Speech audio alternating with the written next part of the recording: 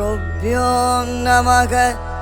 सद्गुरुचरणारविन्दाभ्यां नमः। ऐङ्कार ह्रीङ्कार रहस्ययुक्त श्रीङ्कार कूटार्थ महाविभूत्य ओङ्कार मन्म प्रतिपादिनीभ्यां नमो नमः श्री गुरुपादुकाभ्यां। भूमौ स्खलितपादानां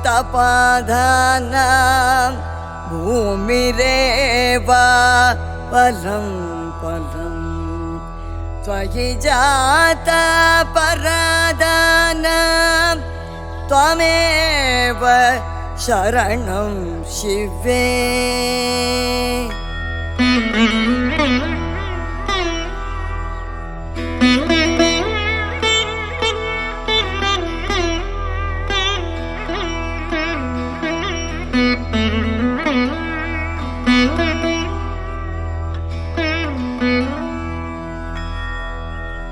शिवशक्त्या युक्तो यदि भवति सक्तः प्रभवेतो न चेदेवं देवो न खलु कुशलः स्पन्दितुमपि। अतः स्वामाराध्यां हरिहरविरिचादि विरपि प्रणतु स्तुतु वा कथमकृतपुण्यः प्रभवति।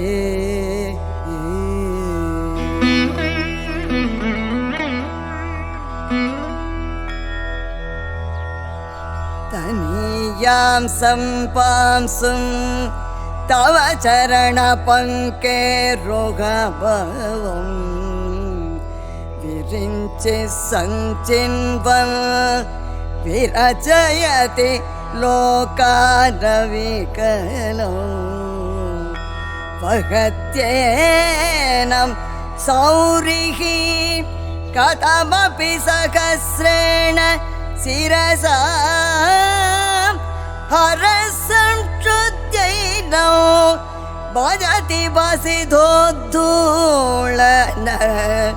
वेदिं।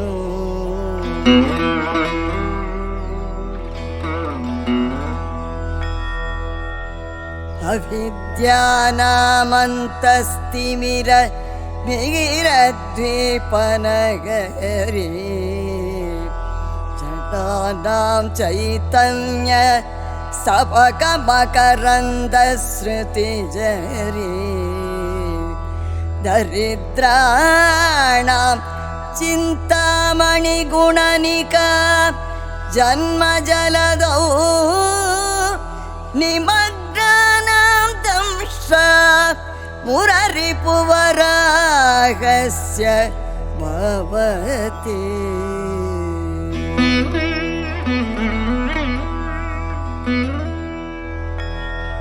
त्वदङ्गपाणिभ्याम् अवयवरदो दैवतगणः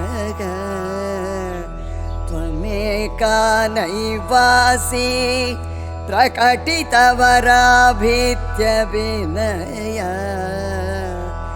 भयात्रातुं दातुं फलमपि च वाञ्छास मदिकौ शरण्ये लोकानां तव हि चरणावेव निपुणौ।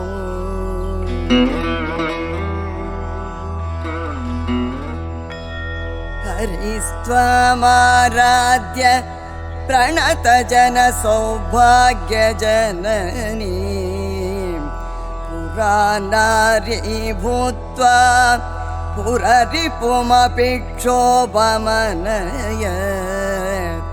स्वरोभित्वां नत्वा प्रतिनयनलेह्येन वपुषा